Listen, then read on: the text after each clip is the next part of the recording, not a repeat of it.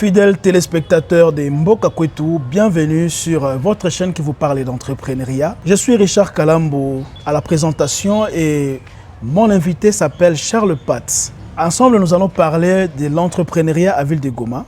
Nous allons toucher tous les aspects qui sont liés à la réalité entrepreneuriale dans cette ville, la ville touristique de Goma.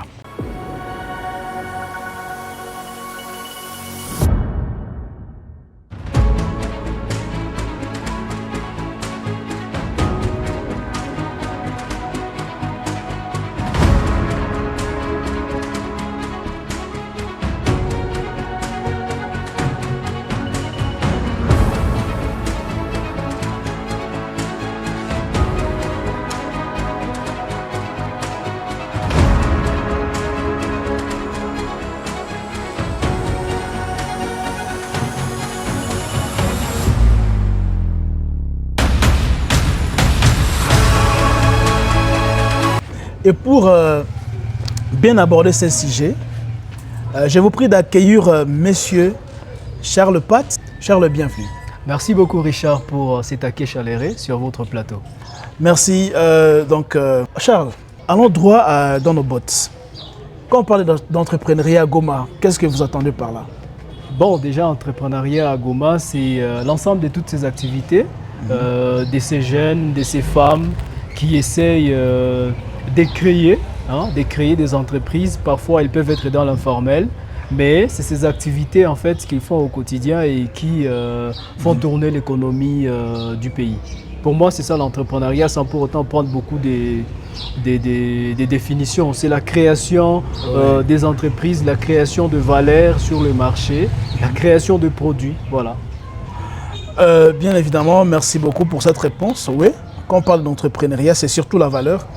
Et je pense qu'à ce sujet, il n'y a pas vraiment trop d'éléments à ajouter, mais j'ai besoin qu'on puisse un peu parler d'entrepreneuriat. Parce que souvent, quand on entend parler d'entrepreneuriat à Goma, on dit que la jeunesse entrepreneuriale de Goma, elle est résiliente.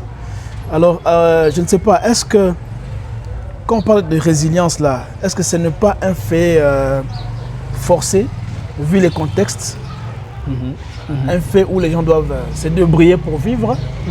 Je ne sais pas, quand on parle de résilience pour vous, on veut parler de quoi? Tout à fait, c'est que c'est déjà ça, la résilience. La définition très simple, c'est que la résilience, c'est la capacité de se relever après les chaos.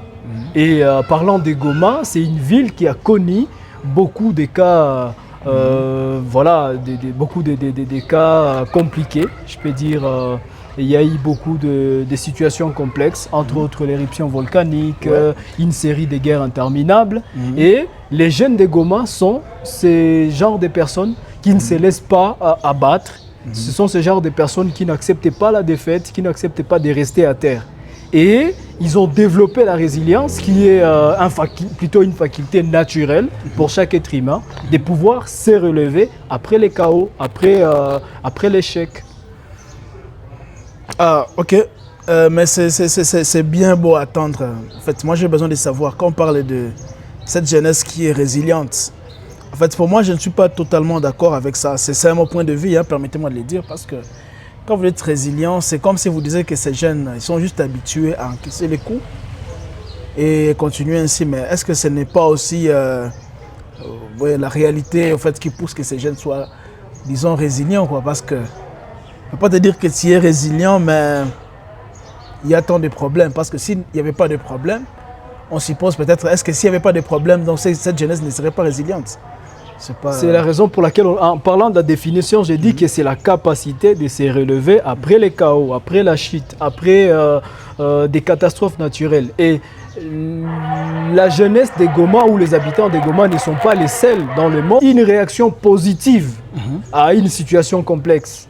Quand on parle plutôt de jeunes résilients, avec la crise, peut-être les jeunes n'ont pas les moyens d'entreprendre. Est-ce que ce sont tous les jeunes qui réussissent? Est-ce que ce n'est pas aussi une façon aussi de donner une image très, très idéaliste de la ville de Goma, surtout en matière entrepreneuriale. Bon, déjà, de dire, ouais. si on voit les indicateurs en termes de croissance, des croissances économiques au pays, la ville de Goma se positionne parmi les meilleures villes cotées en RDC en matière de croissance économique. Mais qu'est-ce qui le prouve? Bon, déjà, je vais si vous allez sur les réseaux, il y a une image qui a circulé qui vous montre la ville de Goma de 2002, juste après l'éruption volcanique. Et on vous montre l'image de la ville de Goma en 2020, pour prendre juste, voilà, près de 2 décennies après, c'est une transformation exponentielle. C'est pour dire que c'est le résultat de cette réaction positive. Puisque quand on parle de résilience, c'est qu'il y a des options. Après le chaos, après une situation compliquée, on peut soit se décider on peut décider l'anéantissement. Ça veut dire qu'on accepte de s'effondrer. On se laisse faire. Quoi. Voilà, on se laisse faire, on accepte de s'effondrer, on se laisse abattre, on ne se relève pas, on dit ok, la vie m'a fait un coup dur et là je ne vais pas me relever, c'est fini, je n'ai plus de force. Mais la résilience, c'est dire ok, je vais rassembler les peu de forces qui me restent. Puisque là, comme je te rejoins dans la dimension, on n'est pas dans les surnaturels, on n'essaie pas d'exagérer quoi que ce soit pour dire que c'est facile de faire preuve de résilience. Non, non. On s'est dit, c'est difficile, c'est compliqué, mais je vais quand même... Nous allons y aller. Voilà. On va faire de notre mieux pour s'en sortir. Exactement. Je vais voir si j'ai encore un peu de force qui me reste. Ok, bon, je pense que cette question, si on continue à la débattre, on risque d'aller très loin. Bien que moi, je pense que ce n'est pas seulement une question de résilience, c'est aussi une question de survie, hein, parce que quelquefois, si on peut parler de résilience dans le sens où, il y a eu des problèmes, on veut toujours se rattraper, mais moi je trouve plus que l'entrepreneuriat en ville de Goma aussi une question de survie. Les gens veulent s'en sortir parce que c'est un autre point même qu'on va parler. Je pense qu'on parle de résilience plus aussi, on doit aussi voir les aspects innovation. On doit aussi voir les aspects innovation. C'est un point bien sûr qui va faire partir de notre sujet d'aujourd'hui. Résilience aussi veut dire aussi que les jeunes sont aussi victimes. Par exemple, ici récemment, ils ont été victimes de pillage avec les contextes qu'on sait actuellement. Ah ok, là vous parlez de... quelqu'un qui est malade, vous dites non mais il a des anticorps très forts.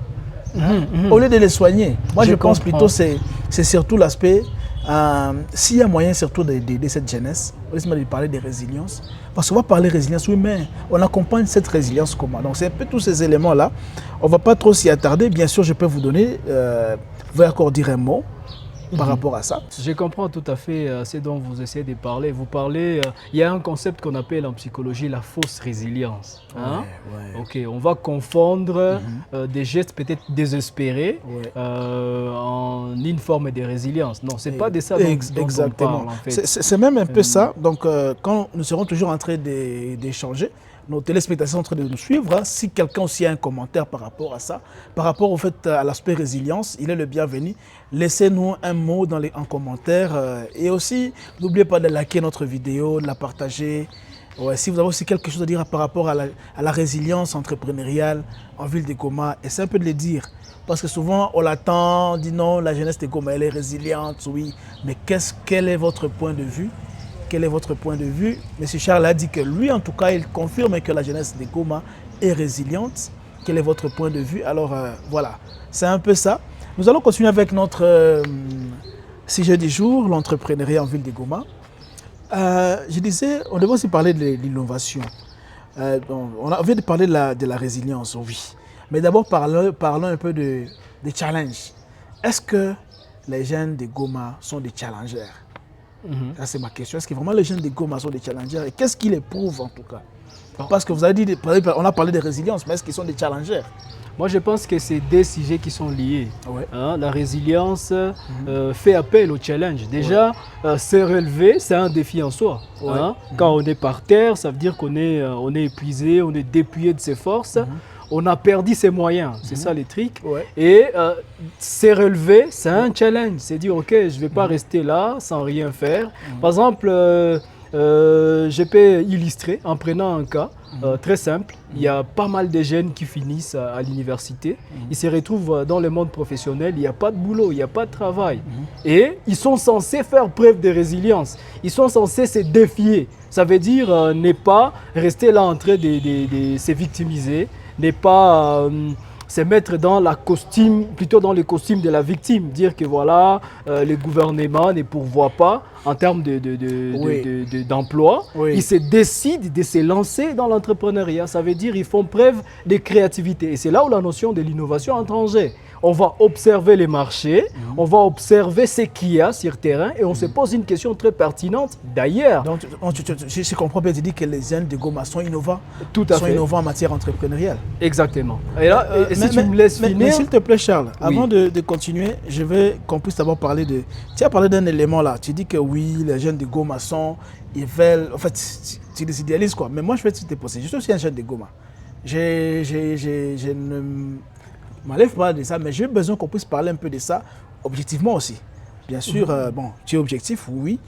Mais laisse-moi te dire, par exemple, quand on parle des challenges, moi, je vais surtout voir par rapport à d'autres provinces, par rapport à d'autres villes. Parce qu'on dit souvent que Goma, c'est vraiment... Oui, si vous lisez, si vous voyez un peu sur les réseaux sociaux, on va vous montrer des jeunes qui ont fait des choses. Mais oui, mais est-ce que ces jeunes-là sont... Ils font un challenge parce qu'en entrepreneur, cette notion de... Tu fais un challenge envers toi-même. Donc, tu as besoin de faire quelque chose que tu vas commencer pour arriver à un autre niveau grâce aux efforts que tu as entrepris. Mais aussi, le challenge va aussi de pair avec les autres provinces. On doit aussi voir est-ce que les jeunes d'autres provinces ne sont pas plus entrepreneurs que les jeunes de Goma ou bien les jeunes, par exemple, des villes voisines à Goma. Parce qu'on peut parler, il y a la jeunesse du Rwanda à côté, il y a les jeunes du Cameroun, les jeunes d'autres pays. Est-ce que ces jeunes-là ne sont pas plus entrepreneurs que la jeunesse de Goma? Sans partialité, parce que nous sommes des Goma, parce que tu es des Goma, essayons un peu de parler aussi de ça. C'est surtout dans cet angle-là que j'ai besoin qu'on puisse comprendre. Déjà, ça tombe bien que moi, je suis coach en développement personnel. Et j'ai oublié de les présenter. Excusez-moi, parce que c'est vraiment quelque chose que je peux vraiment d'abord le dire. Hein. En fait, Charles, c'est vraiment un entrepreneur d'abord, un entrepreneur, mais aussi c'est un coach en développement personnel. Il a son entreprise, il a une entreprise qu'on appelle... oui, avant on appelait ça Charles Patz Coaching. Oui. Ouais. Mais actuellement, ça a changé de nom. Il est cofondateur en fait du cabinet Angaza. Comme lumière. Oh là là, sorry. Angaza Consulting. Angaza, ça signifie effectivement lumière. Donc, il est cofondateur du cabinet Consulting. Je ne sais pas si je vais dire CEO. Bon, ça c'est notre sujet, mais il m'a dit qu'il est cofondateur et je connais son cabinet, un très beau cabinet auquel j'ai vraiment recommande d'aller. Il a une très bonne matière, il va vraiment vous orienter, il va vous guider. Ouais, il a un cabinet qu'on appelle Angaza Consulting. Nous pouvons évoluer avec notre sujet. Excusez-moi de la Non, c'est pas grave. Alors, je reviens juste à la question que vous avez posée. Comme je disais, je suis coach en développement personnel. Et dans le développement personnel, en fait, ce que j'encourage aux gens, c'est ne pas être trop dans la compétitivité. Hein. La compétitivité, après, elle crée des notions de frustration et tout, où carrément, ça ne nous permet pas d'être épanouis, d'être accomplis. Donc, que chaque entrepreneur évolue à son rythme. Oui, évolue à son rythme par rapport à lui-même. Et c'est même ça la notion du challenge. Être capable de se pousser soi-même, de se dire jusqu'où je suis capable d'aller. En fait, tu me rappelles cet adage où dit, c'est pas c'est de qui tu vas me rappeler, c'est lui qui dit, si tu ne peux pas réussir à courir, tu peux marcher. Si tu ne parviens pas à marcher, tu peux ramper. Si je crois que ça doit être Michael Jordan, peut-être. Non, ça doit être... Je ne sais pas, peut-être le commentateur va aussi nous dire. J'ai perdu l'idée. Ça doit être Michael Jordan, oui, mais moi je pense que ça doit être plutôt les révolutionnistes ici. Martin Luther King. Martin Luther King, peut-être. C'est lui, en tout cas, qui a dit que si je ne peux pas voler, alors je vais courir. Si je ne peux pas courir, je vais marcher. Si je ne peux pas marcher, je vais ramper. Exactement. Pourvu que je bouge, pourvu que je fasse un mouvement. Exactement. Oui. Pour moi, c'est ça la notion n'est pas de de challenge. rester là où on était toujours. Tout à fait. Les challenges, c'est ça. Puisque aujourd'hui, nous sommes sommes dans le monde de la consommation des masses. Hein, les gens essayent de se comparer aux autres, surtout avec les réseaux sociaux. Alors, le grand défi avec les réseaux sociaux, c'est qu'on nous présente une vie qui n'existait pas. Si tu vas sur Instagram, sur LinkedIn, les gens ne postent que leur succès. Les gens ne postent que le meilleur angle de leur caméra. Ah oui, c'est ça que aussi plusieurs des gens font, hein, les commentateurs. Je pense qu'on aime toujours montrer on aime montrer nos réussites, quoi. Voilà. Pas nos échecs. Et puis moi, même quand je définis le leadership, par exemple, la plupart des gens ont gardé la définition de John C. Maxwell qui dit que le leadership, c'est la capacité d'influencer les autres. Alors pour moi, ça va au-delà de ça. Le leadership, c'est la capacité de s'influencer soi-même. Et c'est la notion la plus difficile. On peut parler aux autres, on peut être un bon parleur en tant que leader et tout, et amener les gens à faire des choses. Mais la chose la plus difficile à faire, c'est de se pousser soi-même.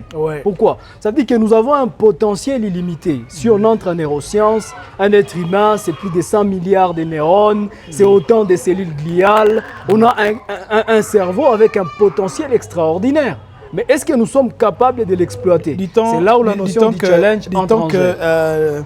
Notre cerveau, on l'utilise seulement à apparemment même 5%. Il y a des neuromythes qui disent que voilà, on va à 10%, mais aujourd'hui, les études les plus poussées en psychologie nous disent qu'un être humain arrive à atteindre que les 4% de son potentiel mental.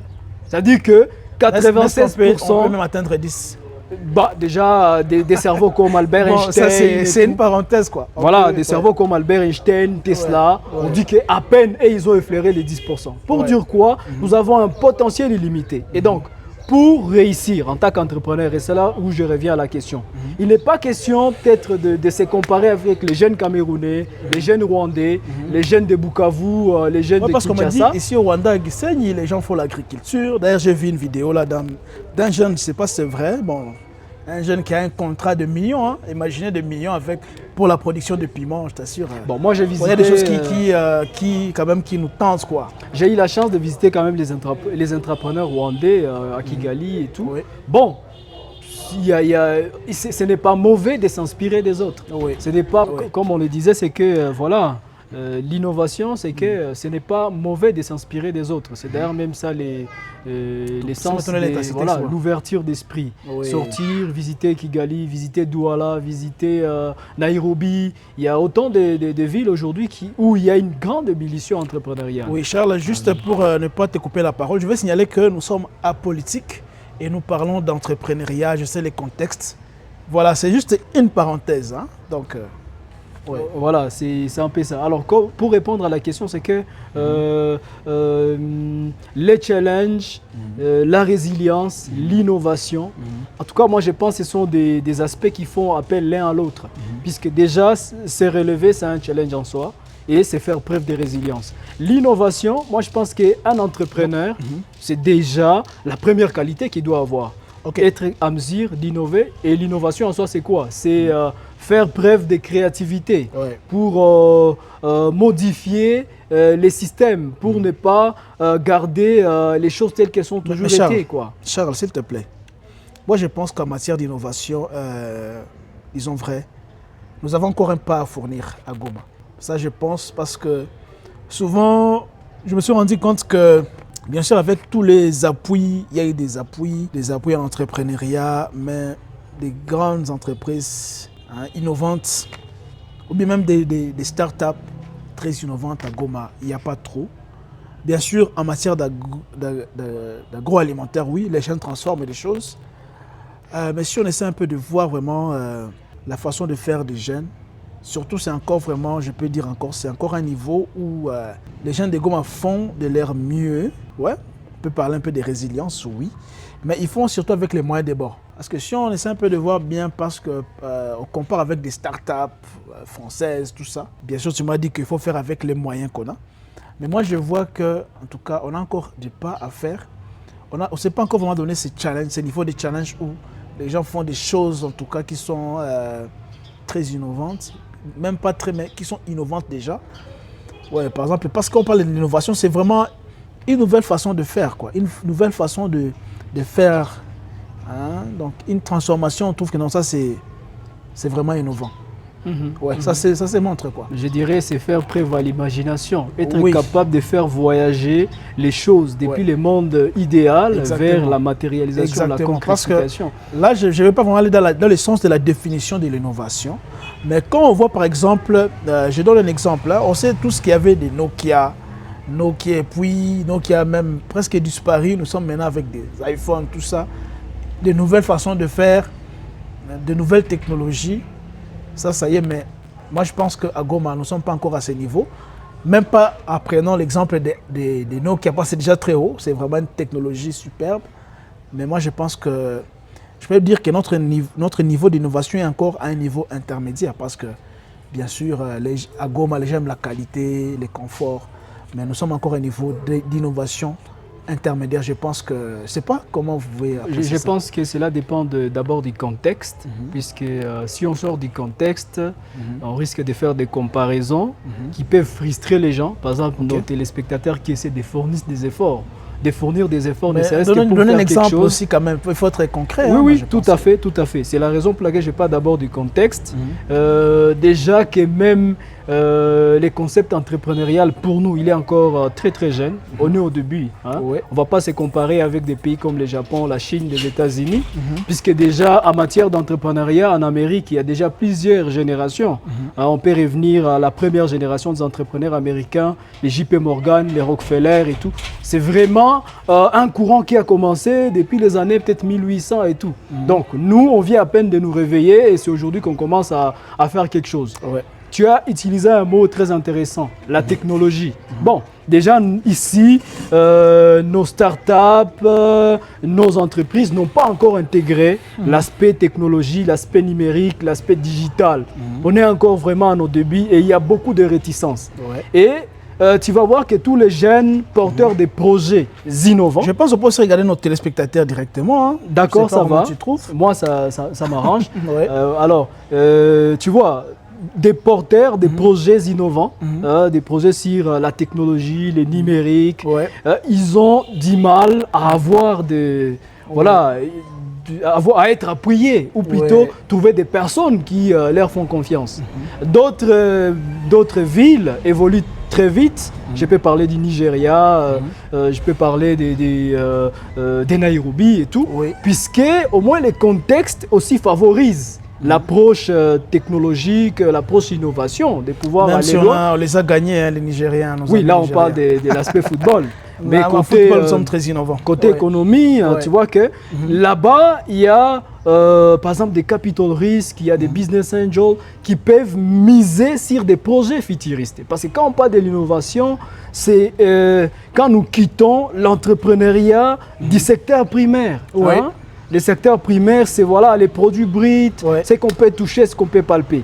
Et pourtant, l'entrepreneuriat, c'est quand on commence à faire fonctionner ces neurones à une autre dimension. On commence à se dire, est-ce que ça aussi c'est envisageable? Est-ce que ça peut être possible? On quitte la manière traditionnelle de faire les choses. On se dit, digitalisons les choses. Mais chez nous, vous allez trouver que presque tout est encore mécanique. Si tu vas dans des entreprises de l'État, si tu trouves que les gens ne veulent pas accepter les changements. Oui, il y a, surtout dans les entreprises publiques, tu vois des vieux qui ont encore leurs anciennes machines. Les machines là, dactylographie.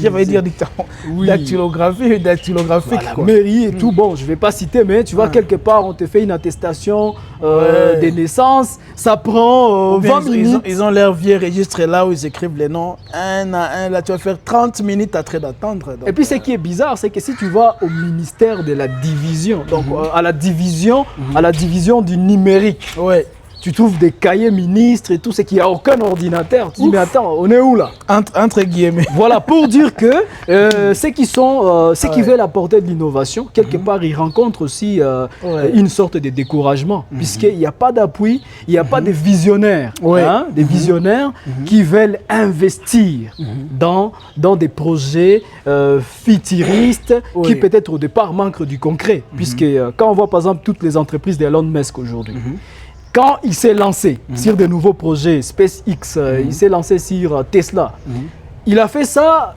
à l'aube du nouveau millénaire, en 1999. Il a vendu presque toutes ses parts chez PayPal et tout. Et il s'est consacré sur des projets futuristes. Et le succès de ces entreprises a explosé vers les années 2015 et tout, tu vois.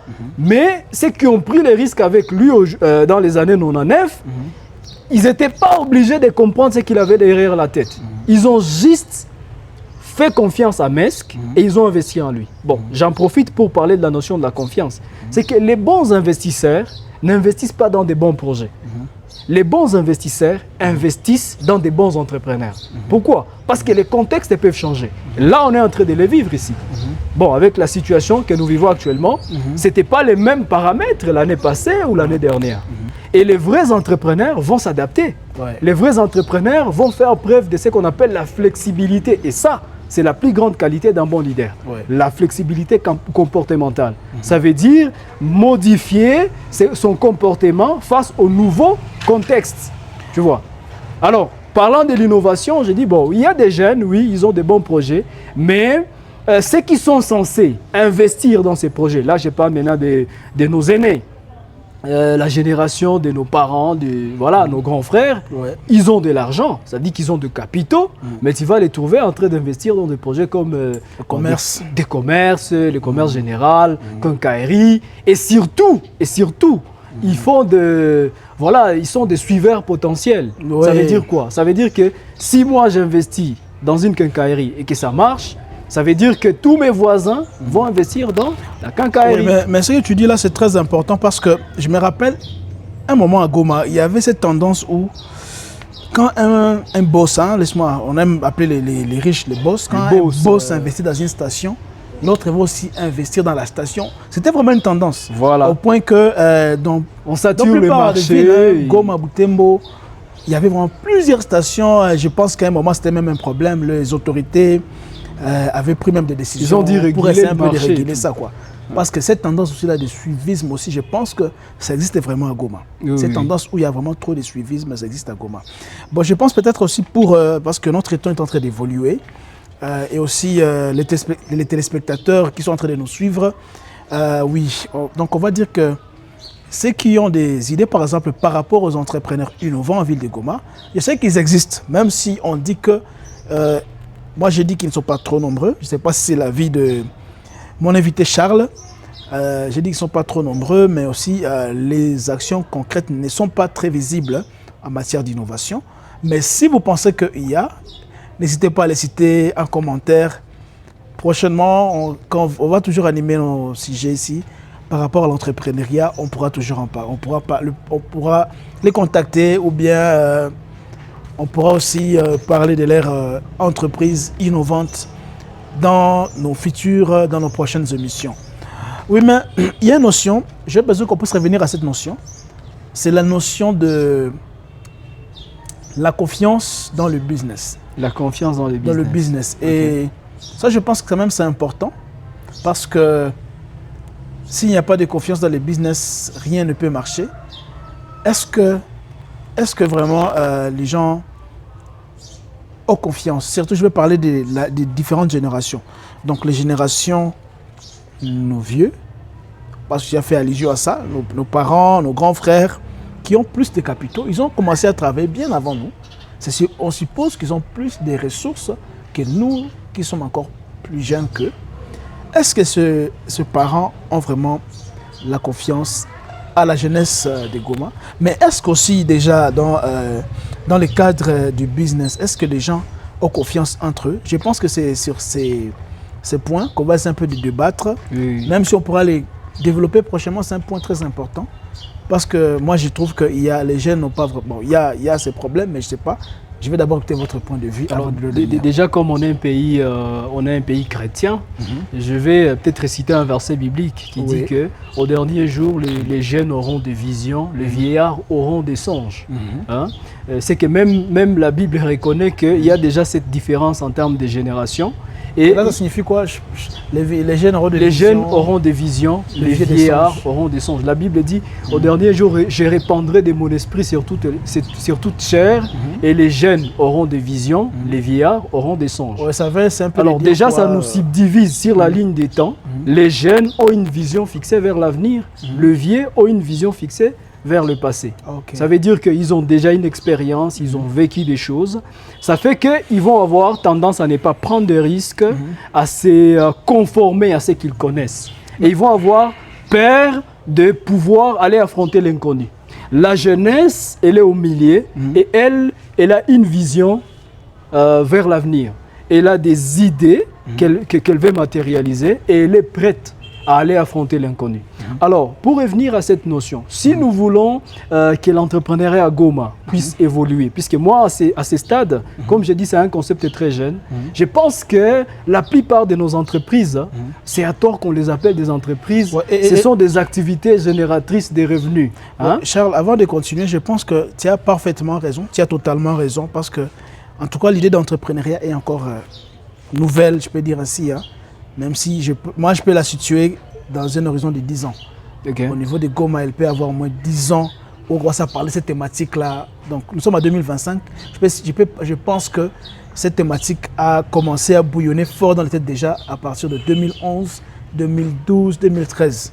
Mais bien avant cela, c'était vraiment plus du commerce. Du commerce général à 100%. Ouais. Oui. Il y avait plus de commerçants que des entrepreneurs. Et la différence, juste pour t'appuyer, c'est les entrepreneurs essaient d'ajouter une valeur à quelque chose avant de le vendre. Exactement. Un commerçant, il vend, il achète, il revend. Oui, bien sûr. Un entrepreneur, il achète, il transforme et puis... Oui, même dans la façon de faire, il peut être dans le commerce, mais il a une autre façon de faire. Il faut apporter, juste ajouter une petite valeur. Parce que si vous voyez un peu bien actuellement, la communication digitale, il y a donc tous ces éléments-là, des gens qui partent acheter à Dubaï. Hein. Avant, nos vieux, ils avaient cette tendance-là d'être dans les commerces. Ils partent Nigeria, Dubaï, quelques-uns à Dubaï, quelques autres en Chine. Ils amènent des choses juste pour vendre. Mais ce n'était pas surtout cette tendance-là où ils vont faire d'une façon là un peu plus ingénieuse, quoi. Oui, tout à fait. Alors, c'est juste un point de vue par rapport à ça. Mais Charles, pour ne pas aussi trop s'attarder sur ça, est-ce que les problèmes aussi de confiance, parce que j'ai compris que tu dis que les jeunes sont moins, les vieux sont moins, ils ont moins de confiance aux jeunes, ils ont beaucoup d'expérience. Mais est-ce que aussi c'est pas aussi par rapport au contexte? Parce que je me rappelle très bien, si on parle de Goma, je vais juste les souligner, mais on fera prochainement une vidéo. J'ai besoin qu'on puisse parler de ce sujet-là en profondeur. Il y a eu des phases où à Goma, les gens parlaient des karuho, les poisons par exemple. Ça, c'est d'abord un. Ben, il y a aussi l'aspect tribalisme. Donc, les gens, le tribalisme. À part ça, il y a aussi, par exemple, il y a aussi l'aspect plusieurs conflits dans des familles. Où les gens, souvent, ils ont essayé de faire des choses. Moi, j'ai cette expérience. Il y a des gens qui ont fait du business ensemble, mais qui ont mal fini. La plupart ont mal fini.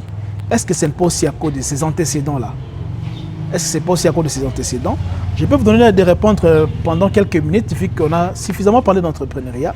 Donnez un peu votre point de vue par rapport à cela. Je pense que ça sera aussi une façon aussi de chuter en douceur par notre... Moi, je pense déjà que tout ce que vous venez d'énumérer là, ce sont des obstacles au développement. Ouais. Et si nous voulons évoluer, nous devons dépasser tous ces obstacles. Ouais. Nous devons apprendre à nous faire confiance. Ouais. Puisque le monde, il est en train d'aller à une dimension exponentielle, à la vitesse de la lumière. Si on ne s'adapte pas, on disparaît. Et c'est ça l'entrepreneuriat. Un chef d'entreprise qui ne veut pas innover, qui ne veut pas suivre le mouvement de les mouvements du changement, il va se retrouver à côté. Alors, si nous voulons réussir, comme on le disait, qu'il y a conflit générationnel, une mésentente entre les jeunes et les vieux, pendant qu'on a besoin qu'il y ait mariage entre ces synergie entre ces deux forces, pour dire que voilà, les jeunes ont besoin qu'ils soient financés, qu'ils aient des vieux qui vont leur faire confiance, le boss, et mettre de l'argent dans leur projet, prendre des risques avec eux, puisqu'il y a aussi une autre chose qu'il faut, il faut préciser, c'est qu'on ne réussit pas à tous les coups. Ouais. Pour dire que tu peux mettre 10 000 $ dans un projet, 50 000, 100 000, et ça ne veut pas dire qu'à tous les coups ça va marcher. Vous pouvez échouer à la première expérience. Et d'ailleurs, ça c'est par exemple l'expérience d'Elon Musk avec son projet d'aller sur Mars. Ils ont échoué plusieurs fois avec leur fusée, mais les investisseurs continuent à les faire confiance et à investir. Alors, il faut que nos vieux puissent avoir cette patience-là et que nos jeunes puissent travailler sur leur confiance en soi, qu'ils puissent mériter cette confiance-là. Donc, je pense que ce que vous avez énuméré, oui, ce sont des facteurs qui bloquent notre développement, mais on doit les dépasser. On n'est pas censé rester dans certaines pratiques qui sont déjà rétrogrades. Voilà, il faut qu'on arrive à concilier ces deux parties pour que nous puissions espérer évoluer. Parce que ce n'est pas normal que nos jeunes puissent attendre des financements qui viennent d'ailleurs, pendant qu'il y a des capitaux ici, et pour la plupart des fois, des capitaux enterrés. Hein? Il y a beaucoup de vieux qui enterrent leurs fonds. Parce que quand tu vas aller acheter une parcelle à Mugunga, une parcelle, c'est pas moi, à Bouéné, tu avais 20 000, 50 000 dollars et tu dis que ça va prendre de la valeur. En tout cas, il faut qu'on change cette façon de voir les choses. Parce que tu as une parcelle qui, après 20 ans, elle valait 20 000, après 10 ans, elle vaut 30 000. Et tu penses que vraiment ça a pris de l'argent. Et pourtant, si c'était bien investi dans un projet à forte croissance, peut-être dans ces 10 ans, tu aurais fait un million. Charles, laisse-moi te poser une question. Allez-y. Si tu as tes 5 000 ici, est-ce que vaut mieux ne pas acheter un terrain, vaut mieux investir? Déjà, j'essaie un peu de partager une nouvelle approche de voir les choses. Nous venons d'un monde... Je pense que Charles, peut-être pour ne pas répondre à cette question, je pense que c'est une question qu'on va répondre dans notre prochaine émission, notre prochain rendez-vous. D'accord. Oui, parce qu'on ne doit pas aborder ce sujet-là vraiment à la légère, hein, selon moi, parce que je trouve que, en tout cas, ce sujet de la terre... Tout à fait. Nous parlons de l'entrepreneuriat. À Goma, si vous parlez de l'entrepreneuriat et de la terre, les gens vont dire non, vaut mieux la terre, c'est le meilleur entrepreneuriat, le meilleur investissement. Donc, et pourtant, qui dit innover, ça veut dire que nous n'allons pas rester attachés à nos anciennes pratiques. Il faut qu'on envisage une nouvelle façon de faire les choses. Puisque, par exemple, je donne un exemple, beaucoup de familles vivent dans la pauvreté, dans l'extrême pauvreté, pendant que peut-être ils possèdent des terres. Hein? Et ils ont des projets et il manque de l'argent pour... Donc ils sont un peu accros à la terre. Donc voilà, on préfère mourir en possédant la terre. Et ça amène beaucoup de conflits, tu vois, peut-être il y a des vieux, après qu'il n'ait plus ses enfants. Tu as 10 enfants, tous ses enfants. 10 enfants, la première chose qu'ils vont faire, c'est de vendre cette terre. Je pense que même c'est l'importance de nos thématiques que nous allons déborder, fidèles téléspectateurs. Je pense que nous sommes en train de chuter déjà. On ne va pas vraiment tout finir aujourd'hui. Avec Charles, nous aurons une série d'éléments que nous allons parler, surtout en matière d'entrepreneuriat, en matière même de terrain, des réalités de chez nous, ici à Goma. En tout cas, nous pensons que nous allons vous remercier. Et je vais donner juste 2 mots à Charles. Je ne sais pas si tu dis quoi à nos téléspectateurs. Déjà, aux entrepreneurs, je vous souhaite beaucoup de courage. Je sais que les temps ne sont pas faciles, mais c'est à ça que fait le business, la vie. Je pense qu'on reconnaît les vrais leaders pendant des périodes de crise. Donc, n'abandonnez pas, continuez à innover, soyez forts. Il n'y a aucune situation qui ne peut pas avoir de fin. Donc, on arrivera à la fin de cette crise. Donc, relevez-vous, soyez forts. Et à tous les autres, peut-être qui n'ont pas encore emboîté la voie de l'entrepreneuriat, de l'indépendance financière, l'autonomie, envisagez, mais aussi une autre chose, parce que je suis un coach, mais je n'aime pas entrer dans la généralisation. Tout le monde n'a pas été fait pour l'entrepreneuriat. Donc, à ceux qui ont leur boulot et qui veulent grandir, avoir une carrière florissante, continuez à fournir des efforts, travaillez sur vous-même. Vous arriverez un jour au sommet de votre métier, au sommet de votre art, et c'est ça le plus important. Merci à vous. Merci beaucoup, Charles. Je pense que, en parlant, tu as donné beaucoup d'idées. Prochainement, je pense qu'on va aussi parler de ça. Tu viens de parler d'une chose là, je me rappelle pas bien. Tu as dit à la fin là que, oh là là. Bon, ça saute, excusez-moi, fidèles téléspectateurs, mais il a parlé d'un sujet. Je vais encore suivre cette vidéo moi-même. Et je vais vous dire ce point dans notre future production. Je vous remercie. Moi, c'est Richard Kalambo. J'étais ici à la présentation pour vous parler d'entrepreneuriat en ville de Goma. Je suis aussi, j'ai oublié de me présenter, je suis aussi fondateur de l'établissement Poa Jardin Group, qui est l'entreprise qui œuvre dans l'agroalimentaire. Bien sûr, nous avons aussi une association qu'on appelle REMIP, Réseau des micro-entreprises pour la performance et le développement. Nous sommes à peu près dans le même domaine avec Charles, mais surtout, nous nous occupons plus d'accompagner les jeunes dans leurs projets pour voir comment leurs projets vont vraiment tenir debout. Nous ne sommes pas un cabinet, mais nous sommes surtout là pour accompagner la jeunesse entrepreneuriale de la ville de Goma. C'est par ces mots que nous vous disons merci. Comme j'ai dit, c'est Richard Kalambo. J'ai été là à la présentation avec Monsieur Charles Pat, qui a été le co-débatteur de cette émission. Nous vous disons, nous vous remercions et à la prochaine occasion. Merci beaucoup.